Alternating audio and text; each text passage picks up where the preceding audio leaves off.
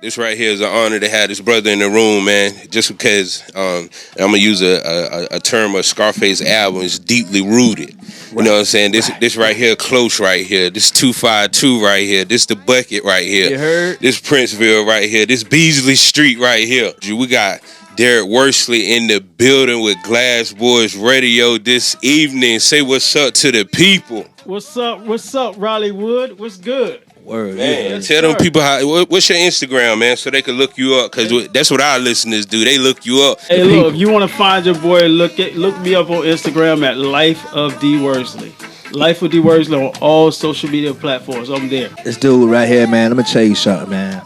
This dude here put in work, man. I'm talking about from acting, from being a father, from being a husband, supporting his country. D, how you been, man? I've been doing good, fellas. Word up, man. Last time I see you, man, we got a chance to talk, man. I mean, you put a battery in my back, and I've been going ever since then, man.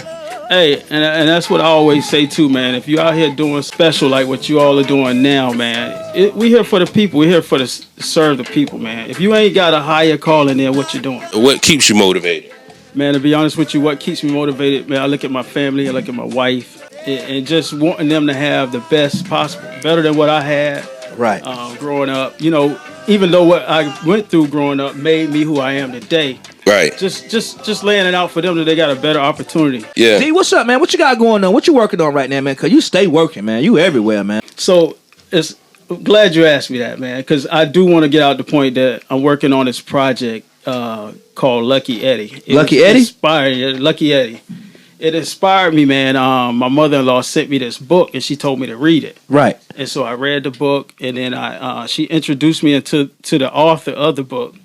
So the author of the book is a son of an Italian immigrant. In this book, he tells the story of his father and how his father came to America and then didn't know that America had segregation going on, prejudice going on, racism going on. Some of the same things is going on today. And it's a true story, right? And this is a true story. Oh, it shows that we all can come together in unity and without all the racism and things like that. So I feel like this is a very important project to launch. I mean, even like the TV show that I done, What Would You Do with John Keonis, man. We went in Charlotte, North Carolina. Shout out to 704. And we went into a grocery store. I played the role of a veteran, right? I was a black veteran that just couldn't pay for my food. I had a basket of food, couldn't pay for it. And so real life, when you see those shows on TV, right, the people do not know what's going on. They don't know that they're being pranked. So when, you know, as we approach it and we going through the storyboard, you know, you might have people that are really prejudiced that it's like, no, I'm not paying.